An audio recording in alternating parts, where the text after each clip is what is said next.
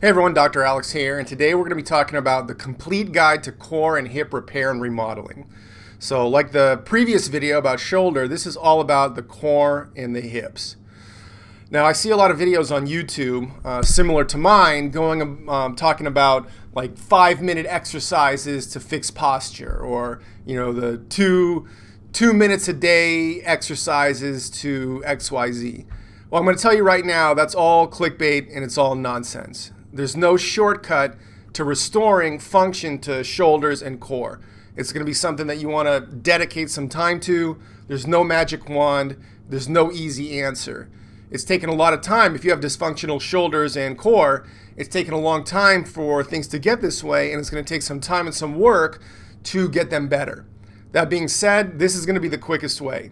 This is basically taking you from the very beginning and holding your hand throughout the entire process of full rehabilitation. This is what I start with, some of these things, with someone who comes in who's seriously dysfunctional, has serious pain, maybe low back or shoulder pain, someone who's really in bad shape. Now, that being said, I'm not going to be giving all of this right away to someone. Of course, there's a progression involved. I want to see them start making progress, getting better. However, these stretches, these exercises are all things that I use in my office on a daily basis to get people healthier. Okay, so the problem is that people's hips and core develop poor muscle balance and are deconditioned from sitting, lack of training, and issues with development. So sometimes you might see parents holding their kids, suspending their children to help them walk when it's really doing them a disservice. So when a child develops, the first thing it does is start rolling over, right? Starts working cross-body kinetic chains. Then it starts to get on its hands and knees and crawl, which strengthens the lower back, strengthens the hips, strengthens the glutes, the hip extensors.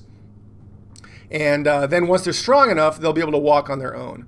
When you hold a baby up like that, it's going to start recruiting the wrong muscles. It might recruit the adductors, it might recruit the TFL, which is a muscle, an antagonist of the glutes, and it changes how they walk. It changes their structure, not structure, but it changes their stability and how they hold themselves up.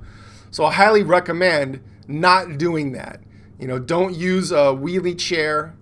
Don't hold your kids up and help them walk to get used to it. You're doing them a disservice. Let them crawl as long as possible until they're ready to stand up on their own and walk on their own. Going forward, these sort of problems that come from deconditioning, from sitting, lack of training, development, they can perpetuate throughout your life, get worse and worse, and manifest as lower cross syndrome. Lower cross syndrome in the hips and core, upper cross syndrome in the shoulders. I'll go into that in just a second. This creates weakness, imbalances, atrophy, and propensity for injury. And these imbalances down the line can lead to lack of vertebral range of motion, which can lead to disc degeneration, arthritis, bone spurs, and neurological issues. Those type of mechanisms or the mechanisms that cause that are beyond the scope of this video. Maybe another video I'll release will go into those. However, let's go over lower cross syndrome. So you've probably seen people with bad posture, right? Here's a couple ways that it might manifest. You see a picture of me standing up normally, and then there's two different types of upper and lower cross syndrome. And there's also, depending on your body structure, there's in between, right? However, the most exaggerated forms look like this. Someone who's bent forward, sticking their butt out, anterior pelvic tilt, and forward shoulders. And type B, they've leaned their hips forward. The structural dysfunction is similar. However, they're leaning their hips forward just as a way of maintaining balance. So this is what it looks like. Now, in both of these cases, people are going to have weak and stretched abdominal muscles, tight lower back, like really tight lower back, weak and stretched glutes, and really tight hip flexors, including the psoas, iliacus, TFL, and some other muscles in the front. So the idea is we want to undo this. We want to strengthen the abs. We want to strengthen the glutes. And we want to stretch and relax the muscles in your lower back and in the front of your hips, including your hip flexors. Now, there's a couple ways that I want to talk about doing this. The first way is stretching and releasing. It's not really releasing the muscle, but relaxing the muscle with something like a yoga tune-up ball. You've probably seen a lot of people use lacrosse balls to do this. However, I think lacrosse balls are too hard and they put a lot of pressure on the muscle, which will actually prevent it from relaxing. A tennis ball can offer, some good results to relax a muscle. However, it's almost like an all or nothing proposition. If you put pressure on the tennis ball, it can collapse and then it loses its ability to pinpoint the specific area you want to target. Yoga tune-up ball is a very good ball. It's soft yet firm. So it can provide enough pressure to relax a muscle, but not too much pressure to cause that muscle to tighten up. The way this works is through a mechanism called ischemic compression. So what it does is it puts pressure on your muscle and it squeezes the blood out and prevents new blood from getting in. What that does is it forces the muscle to relax because the muscle's not getting a source of energy. It's not getting the stuff that it needs to maintain contraction, so it's forced to relax. If you use this in certain targeted areas, which I'm going to go over in just a second, it will help relax the muscles. Then you can stretch them a bit more effectively. And then you can strengthen the antagonists, the muscles responsible for doing the opposite movement, a bit more effectively. And I'm going to go into that right now. So let's go over the goals. The primary goals are to stretch and release type hip flexors and TFL. I'm going to go over muscle anatomy in just a second. Additional goals: stretch quads, adductors, and lower back. Strengthen the lower back, specifically the multifidus, which is atrophied in most people. Again, I'll show you what these muscles are.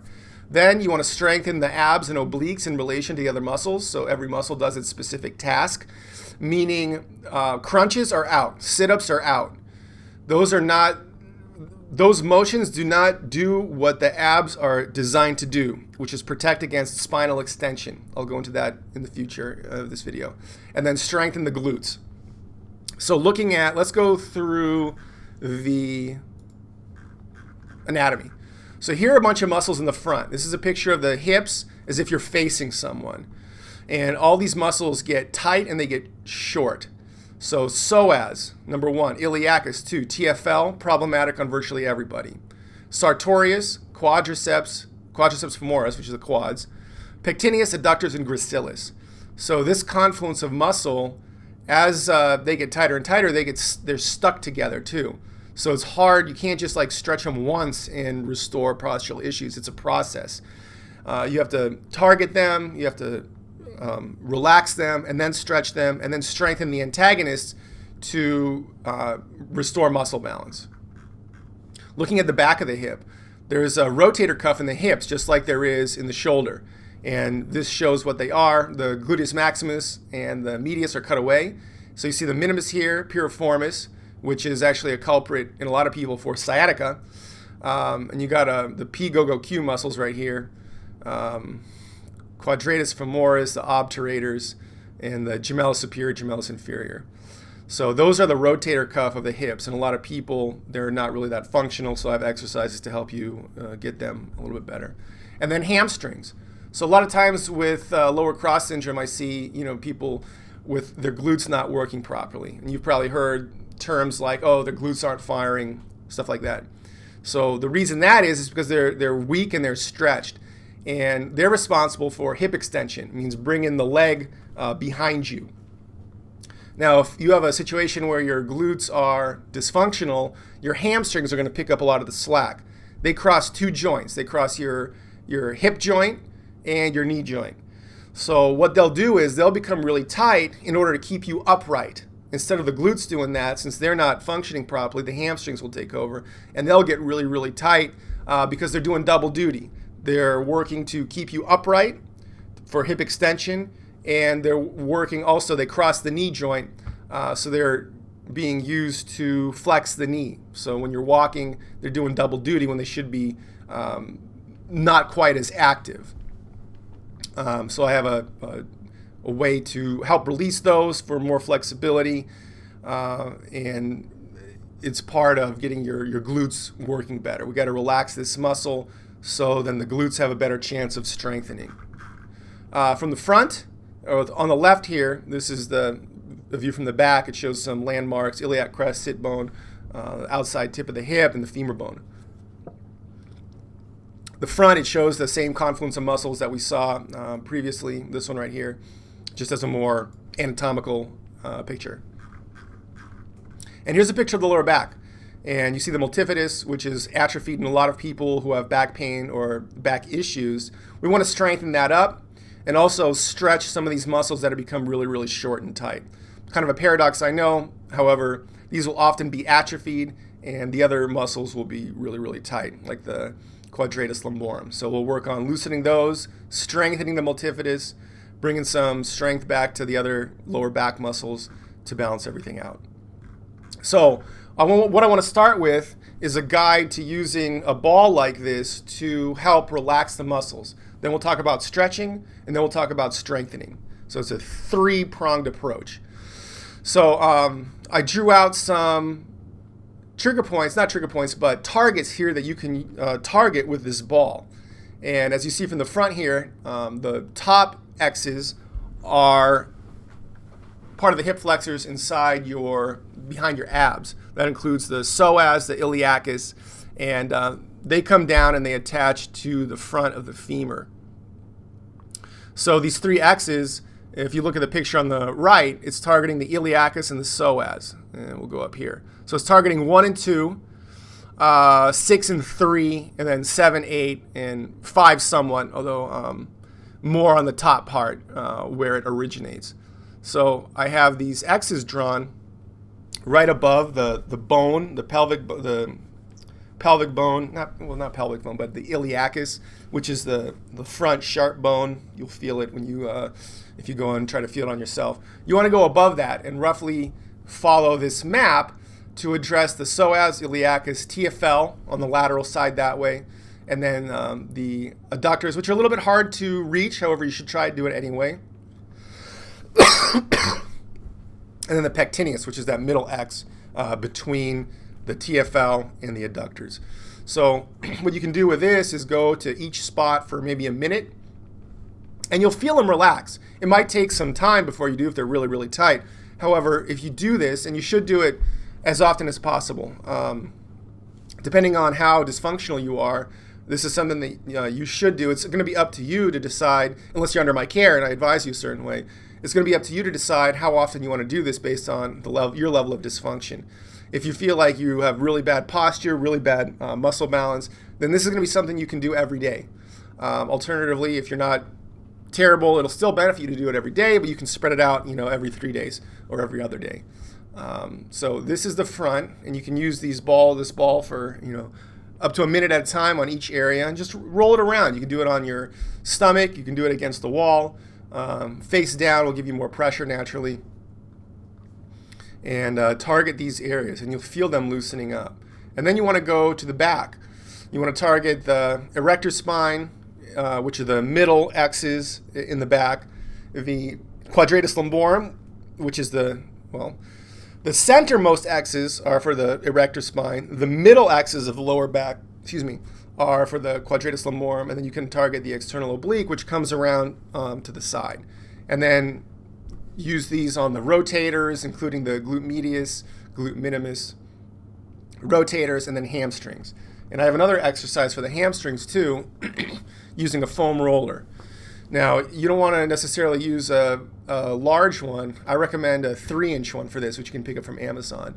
And what you're going to want to do is find your sit bone just under your butt and sit down with the foam roller in a few different locations, starting really close to the sit bone and then working out towards the middle of the muscle. And sit on a box or a bench, and you want to put some pressure on the hamstring with that roller, and then extend your knee forward. What that's going to do is put pressure on the hamstring and then stretch the hamstring or move the hamstring under that pressure. And what it's going to do is realign the fibers and get it to relax. It'll break up some scar tissue if there's some scar tissue in there, and adhesions where the muscle will get stuck to surrounding tissues, which also happens in the front of your hips, which these balls will help you with as well. So you want to sit on something firm.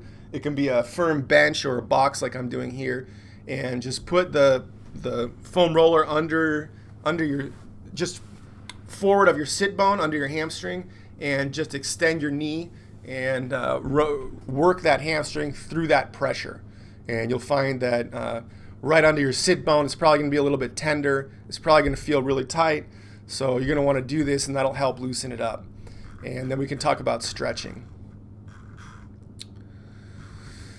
And so getting back to stretching, let's talk about some stretching rules. So a few guidelines. Only stretch after warming up the target muscle. Now, so that means don't do it like right in the morning when you wake up out of bed. If you've been sitting all day, don't do it, right when you finish work. Go for a walk, do some range of motion, use your joints throughout the full range of motion, maybe against minor resistance, right? Do some body weight squats, do some leg circles, go for a walk, 5 minutes. Just don't do it super cold. And don't stretch before exercise. Instead of stretching before exercise, spend 10 minutes warming up, doing the same exercises or motions that you're going to do while you're exercising or training, just with less weight or with body weight. You don't have to do it for long, 10 minutes, just get some blood going into the muscles, get them warmed up. The reason why you don't want to stretch before working out is because stretching can temporarily reduce muscle strength by up to 20%. So if your goal is building strength, you're not going to want to stretch before then because you're not going to be able to contract the muscle to its maximum potential. 30 seconds is sort of the threshold for a stretch being useful. You can go over that. Sometimes I do because it feels good. However, the returns are diminishing after that. 30 seconds to 60 seconds is really the sweet spot. More than that, it might not be that beneficial. So just keep that in mind. 30 seconds is enough time to benefit from the stretch. But that's 30 full seconds of stretching. So it doesn't count like getting into the position. And you can stretch for longer if you're so inclined. I do sometimes because it feels good. Just know that the benefits diminish the farther you go, let's say above 60 seconds. If you're older, you're going to benefit from a longer time. If you're younger and you're already supple, you're not going to benefit as much. And I hope that probably makes sense to you. Only stretch to the extent that you're still able to contract the muscle during the stretch. So you don't want to overstretch. You want to be able to, in the stretch, contract the muscle. That's how you know that you're stretching to an appropriate degree and not overstretching. If you overstretch, it can damage ligaments, it can damage the muscle, and it can damage the joint capsule. So don't do that. Stretching after exercise is okay. However, it's best to stretch in a designated stretching time apart from training, which is what I recommend. So not before. You can do it after, but the best results for stretching will come if you have a designated stretching time that's separate from your workout. And remember to warm up beforehand. Then take 20 minutes, go through the stretches. And only stretch to a degree that's comfortable, and over that, don't overstretch. And don't bounce the stretch. No ballistic style stretching. That is shown to potentially cause injury, and I don't recommend it. Maybe a high-level athlete can get away with it, or doing plyometrics and stuff as part of a training program that's been designed or supervised by a coach, something like that. But for your average person, don't bounce the stretch. It's only has potential for hurting you. Okay, so let's get into the stretches. I think we got everything covered for now. Okay, so that's the intro. Let's jump into the stretches. All right, welcome back. So I want to start off with some psoas and iliacus stretches. Now the first one is called a chair stretch with a turn, or alternatively you can do this on a couch. So what I want you to do is get a chair and put one leg on it as if you were going to stretch your quads. And you can repurpose this as a quad stretch. But what you want to do is put the leg up on it with your foot on the back, reach up to the sky, and then turn away from the stretching leg. And you should feel a nice stretch right through here. And I will say you want to push out a bit with your hips, and it's okay to stretch up to arch your back a little bit, because that's just going to increase the stretch on your psoas, on your iliacus. And like I mentioned before, 30 seconds to 60 seconds is good, and do it with both sides. So hips forward, arms up, turn away from the leg that you're stretching.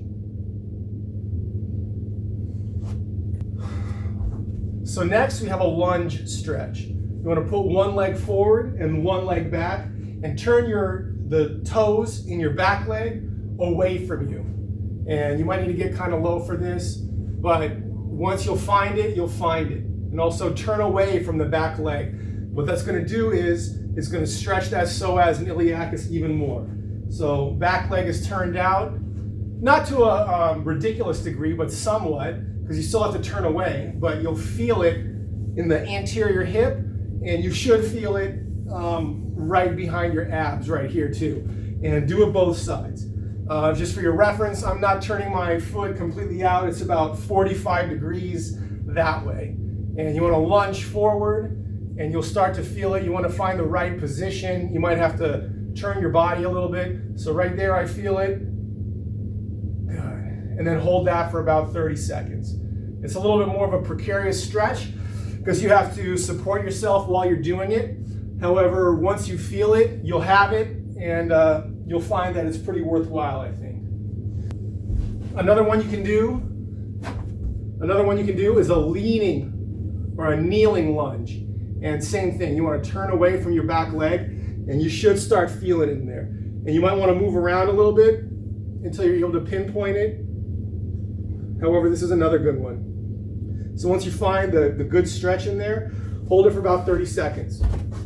You can do it more if it feels good. Just remember 30 seconds to 60 is the sweet spot. And of course, if you arch your back a little bit and turn, you'll get even more use, more of a stretch out of it. Another good psoas iliacus stretch I want to show you right here. You're going to lay on your back and let one leg hang off a bench or a bed and keep the other one up to stabilize your pelvis. And you can hook your toe on the ground if that's possible, and put your hands above your head.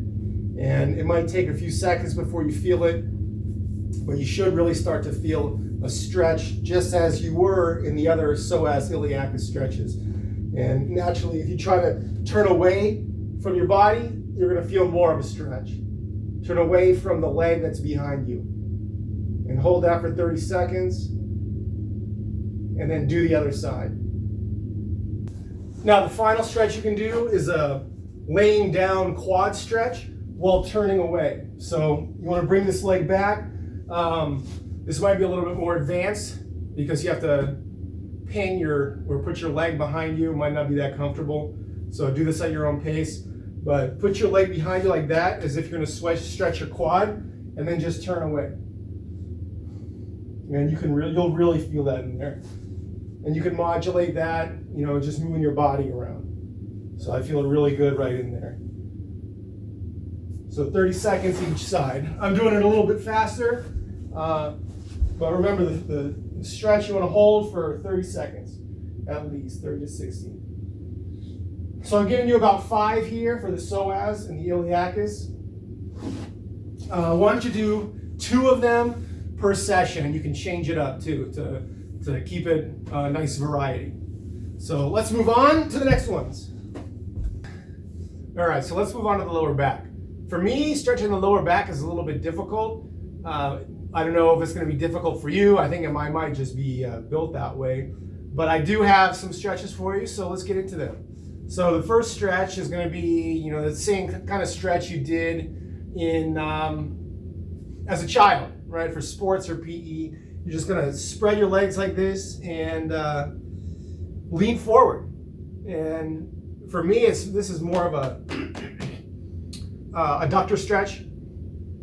However, you might feel some stretching in your lower back, especially, which is what I want you to do, is by bending to one side and the other. And this is going to stretch your quadratus lumborum, which is on the side of your spine. And it's a nice stretch. Highly recommend it. So yeah, do both sides. I would do the middle for like 30 seconds, go to one side for 30 seconds, and then go to the other side for 30 seconds. And I'm sure you'll probably feel a pretty good stretch there. And this is one of those where you can hold it a little bit longer. Sometimes I like to. So keep that in mind as well.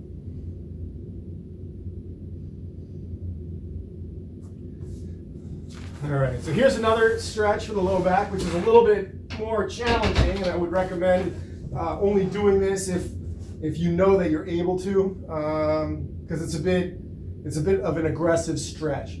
So for this one, you're gonna wanna lay on your back, and there's an easier way to do this, or not an easier way, but if you just bring your legs up, you might feel a little bit of a stretch. But what you really want to do is go all the way back like that. And chances are in this position, you're really going to feel a stretch. So proceed with caution. You know, only do this if you're able to. It's kind of an advanced stretch. It might cause you some discomfort, but this is probably the most effective one at stretching your lower back.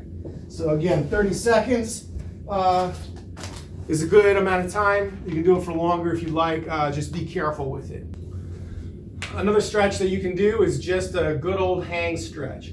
So you want to bend over like you're touching your toes and just hang there for a bit. And like I said, some of these are, like I said, for me it's a little bit difficult to get a good lower back stretch. So your mileage may vary. And just hold that for about 30 seconds. And for the last one here, you want to grab a door frame or something that you can really hold on to, and just hold on to it with your hands and slowly bend down. And you want to keep a curvature in your back because you're stretching it, but you want to kind of move around until you find a position and then hold that there for 30 seconds.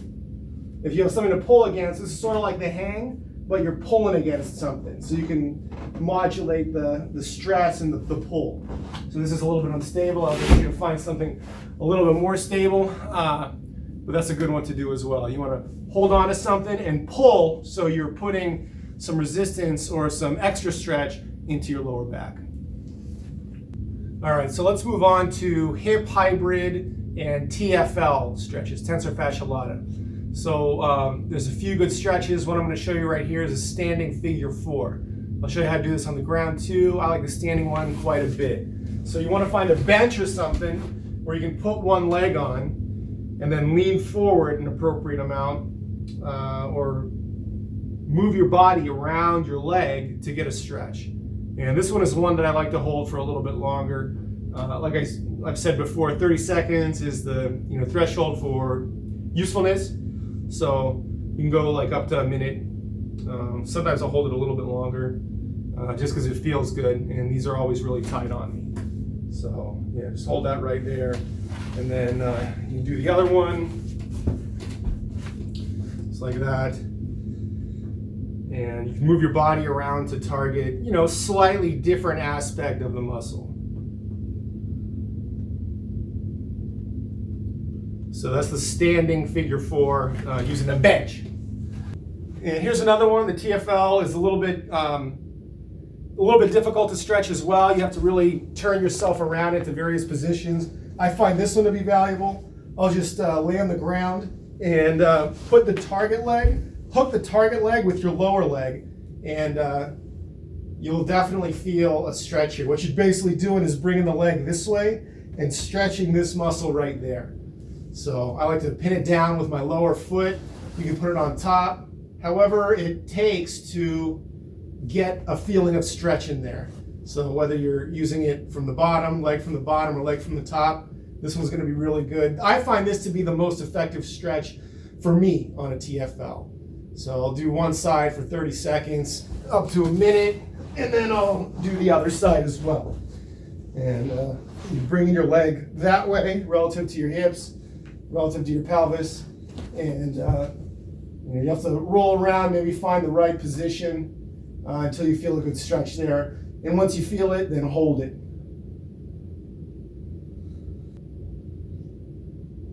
All right, let's move on to the laying figure 4. So just like the standing figure 4, this one you're going to be putting one leg across and supporting your lower leg with your knee, and just bringing it up.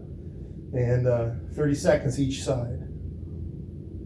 This will stretch your piriformis as well. If you have sciatica, sometimes the piriformis is responsible for pinching the sciatic nerve. So if you do this, it can work on stretching the piriformis to take pressure off of the sciatic nerve. All right, next on the list. So I'm giving you several here. I'm giving you a lot. Use maybe 2 or 3 per day when you're doing this, and it'll allow you to have some variety. The next one is the iron cross. So what you're going to do, lay down with your arms to the side, bring one leg up, and then bring it across. You can hold a leg here and kind of pull away. One thing I'll know when you're stretching, sometimes you'll get a better stretch if you contract the muscles surrounding your target muscle. So as an example, I want to like roll away from this one and maybe like contract my quad to get a little bit more stretch, but play around with it. You know, you can move around, move your hips around, and really look for that good stretch. And this will stretch the side of your hip as well, which is good. As far as like showing you how to do a stretch and contracting the other muscles, try doing the like shoulder across. So you can bring it this way, but if you pull the shoulder with your other muscles the other way, you'll get even more of a stretch. So try it out with some different stretches. And if you can pull away.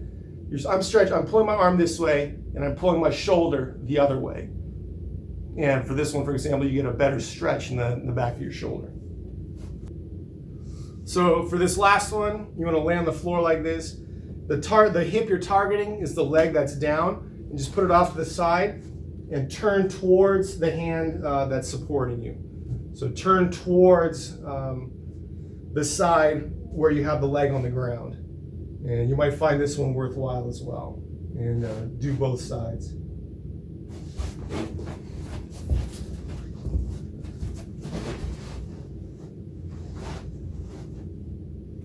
Just like that. Turn away from the leg that's on the ground.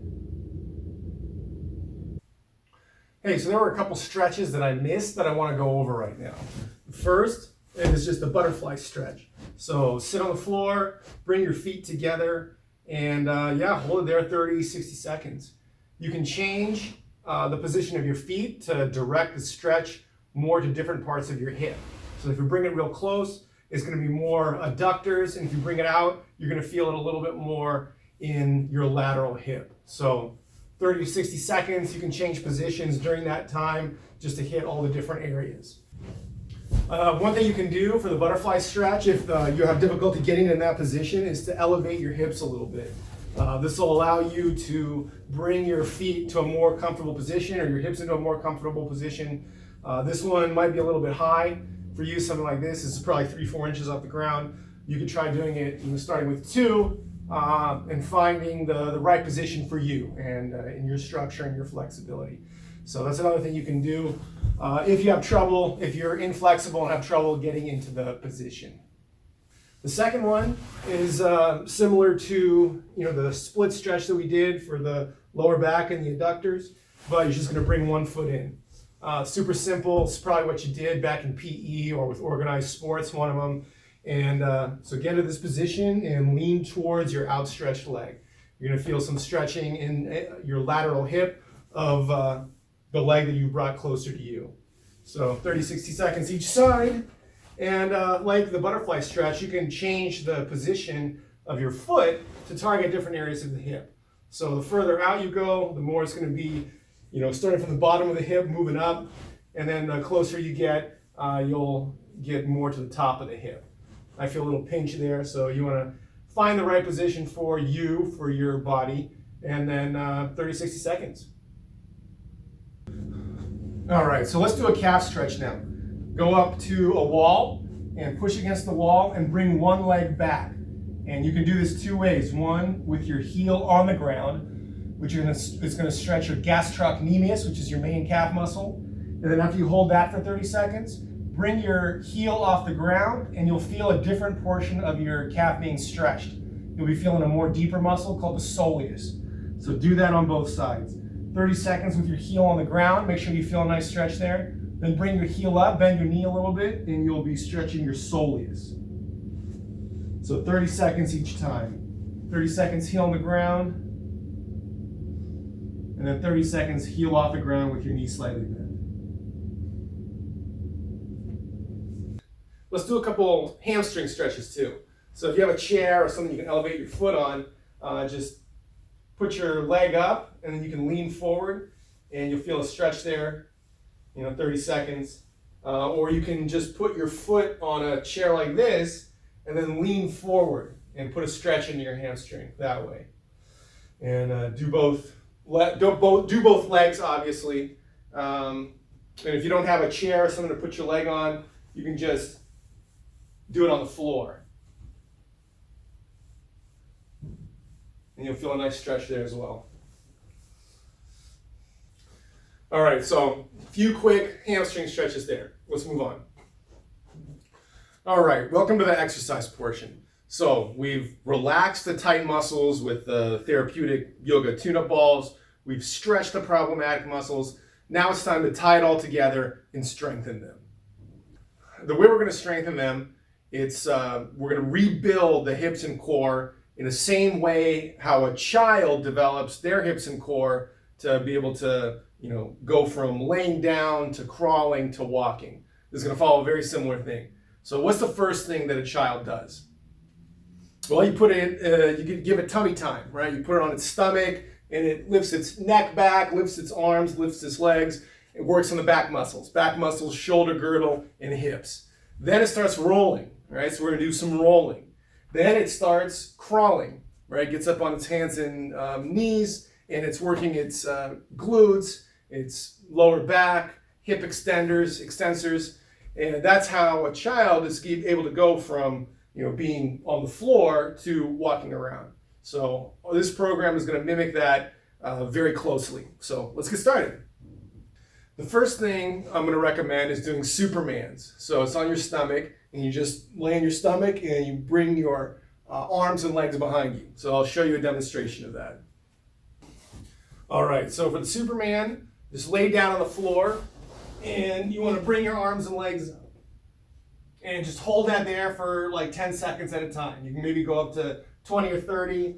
But let's start with 10 seconds and do it 3 sets.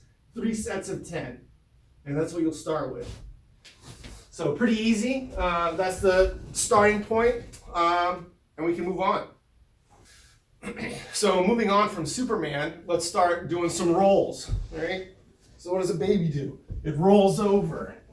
So start rolling over, and you can go on one side, do the other side, and do 10 rolls. 10 rolls is the prescription. All the way one way, and then all the way back, that's 1. So do that 10 times. Now I want to do a couple that a kid doesn't really do, but it's useful for you, especially if you have tight hips or mobility issues. So you're probably familiar with this. It's a cat-cow. So you want to arch your back, squeeze your glutes, and then you want to arch your back the other way and stick your butt out. So you can do that 10 times as well. So going from the cat to the cow, that's 1, 2, 3, and so on. And once you're done with that, let's do pelvic tilt. So a lot of people, the hips get really, really stiff. They're not able to really move them around that well. So we're going to practice it. And there's a couple varieties to make it more challenging. I'll show you those as well. So essentially, it's a cat-cow, but on the ground. So you want to arch your back one way, squeeze your butt, and bring your belly button down. And then you want to extend your lower back. So you flex it, then you extend it. Flex it, extend it. And do that 10 times. What you want to do is, when you're flexing your back, you're rounding it. And when you're extending it, you're arching it. And you can keep your hips off the ground while you do that. So you're bringing it down and bringing it up. Bringing it down and bringing it up. You're tilting the pelvis forwards and backwards.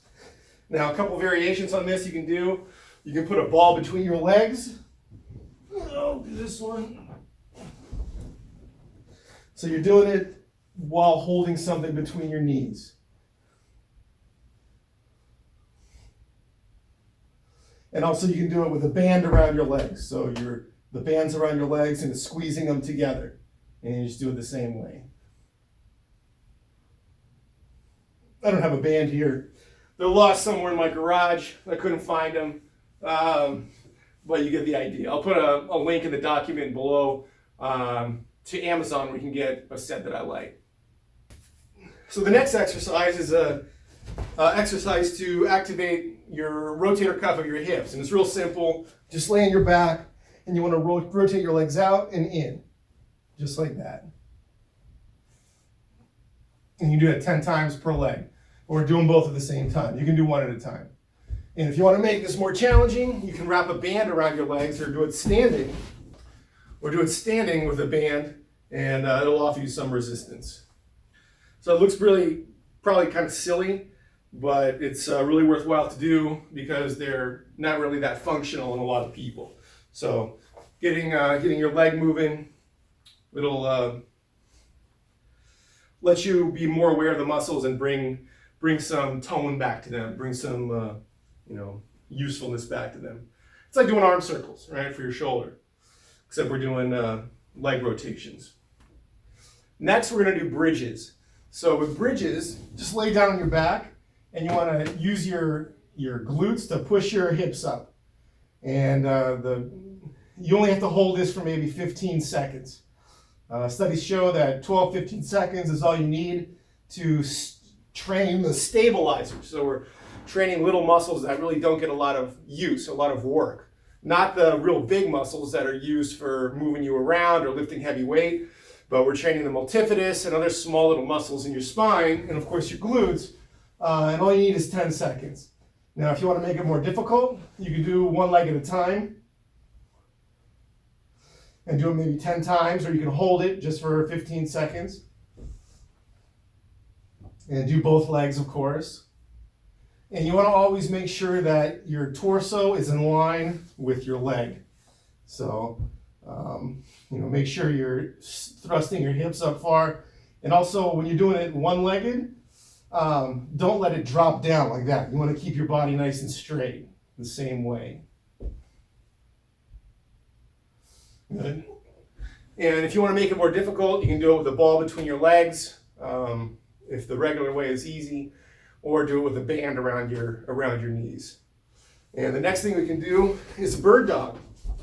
So this one you're probably familiar with. You're going to extend your leg back and your arm forward. And you want to make sure that your lower back is really nice and straight. If you're having trouble, or if if your hip is sagging, you can put a water bottle or something on your back to make sure that you're keeping it nice and stable and straight. So then do that 10 times.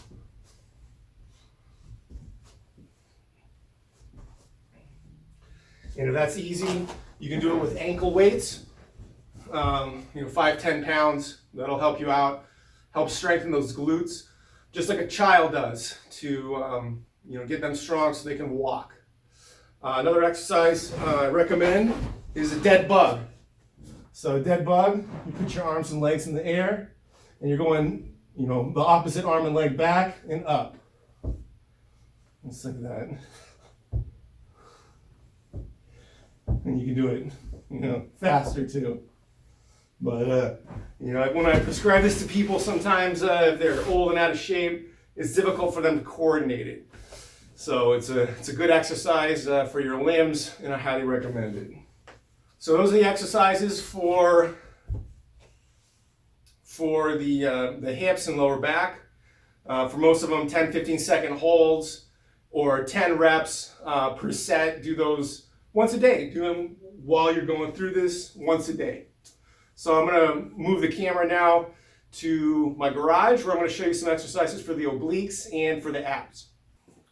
All right, now let's talk about working a vital part of the core, the abs and obliques. So I know crunches and sit-ups are popular. However, they're not really the best way to target the abs. The function of the abs is to reduce spinal extension. So they're essentially stabilizing muscles of your spine to reduce spinal extension. So then you have to think, well, what kind of ways can we put our spine or have the abs resist extension? Well, one great way is using our legs as a lever, right? You bring your leg out.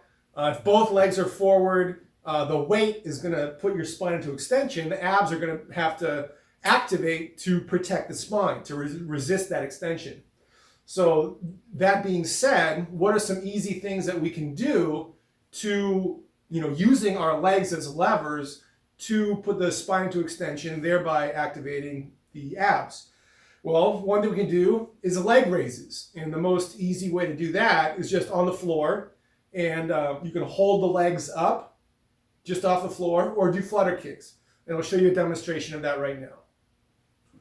So I'm going to do these on a bench because I don't want to lay down on my garage floor wearing my work clothes. However, pretty self-explanatory. You want to lay down on your back and lift your legs up slightly off the floor. And how long you do this is going to be up to how strong you are. But let's start at 10 seconds, maybe 20 seconds. Another thing you can do is flutter kicks. And like I said, it's using your legs as a lever to, if I didn't contract my abs, what would happen? I'd go like that, right? So this lever puts extension in your spine, and then your abs have to be used to resist that extension. So flutter kicks are good. Do as many as it takes to get you the feeling of, perhaps fatigue. It could be 30, it could be 20, it could be 10, it could be more. But do that, and maybe do the holds at first, and maybe the next day do flutter kicks and do a couple sets, maybe 3 sets of however long it takes for you to get to the feeling of somewhat fatigue, and that'll help build your abs up. Another thing you can do is leg raises while holding on to a bar, like a pull-up bar. So this might be a little bit more challenging for some people because you have to hold on to the bar and hold yourself there. But it's the same idea. You bring your legs up, and that creates a weight in front that otherwise would extend your back, but it's going to make your abs contract to protect your lower back. So you can do full legs, you can do knees. You can do knees to the side to start working your obliques. And you can do one-handed ones too. Just kidding, that's a joke. Well, if you can do it, then props to you because it's challenging. So those are the best ways I found to work the abs. If you're really ambitious, you can work up to using the ab roller. It's challenging, so only do it at your own pace. You want to have already pretty sound musculature and core and ability to really stabilize yourself well before we move on to this. It's really easy to overextend your spine using this because it's difficult. So proceed with caution if you use this one. However, I think it's a very, very good device. Additionally, you can use ankle weights if your legs are not enough weight or you're quite strong, which will help you a lot as well because you're using additional resistance with the ankle weights. Okay, now let's move on to the obliques. So there's a couple exercises that I really like, and I'll show you them. One of the ones I like the most is using a band. I'm not sure exactly what these are called. But bringing a band like this with your hands and just holding it statically. Now, you're going to want to make sure that you're nice and straight. Everything is being active. Your legs are going to have to be used to support your torso.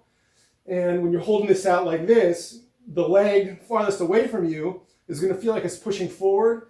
And the leg closest to where you're attaching the band is going to feel like it's pushing back. So just hold that. You can hold that 10 seconds at a time. Maybe move up from there. And as an alternative, you can do some rotations with it. And maybe 10 times each arm.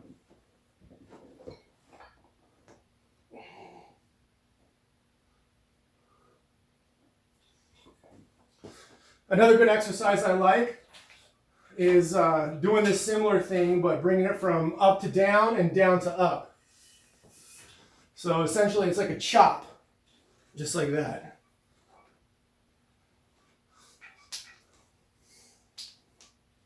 And then from the other side too.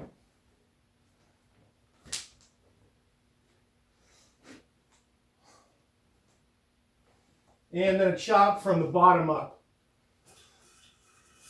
If you have something like this, it's very, very handy. If you don't, I'm sure you can find something to improvise with.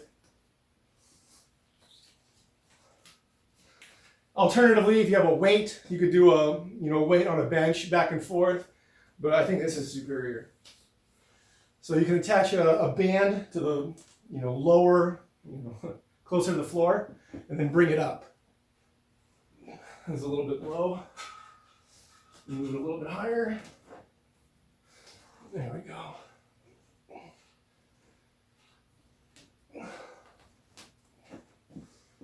And the other side.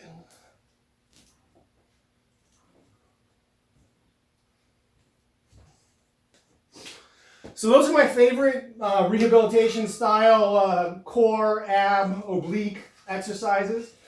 There's a whole lot out there. A quick internet search could probably find you 20 or more for abs and for obliques.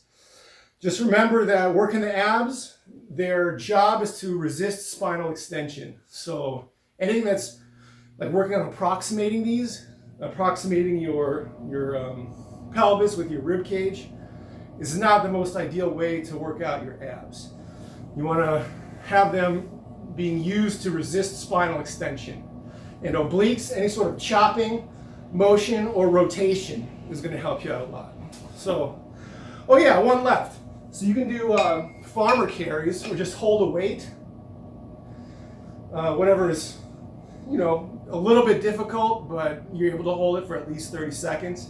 And that'll work your obliques as well. I don't recommend going like that. Just a stationary hold will be plenty. All right, so that's about it. Thank you for watching. If this was helpful for you, please stay tuned for more. Like and subscribe so you watch every new video that comes out. And I hope to bring you additional videos providing you with a lot of value and a lot of good health information you can use to make your life healthier and happier. Anyway, that's it. Dr. Alex, I'm out. See you guys in the next video. Thank you.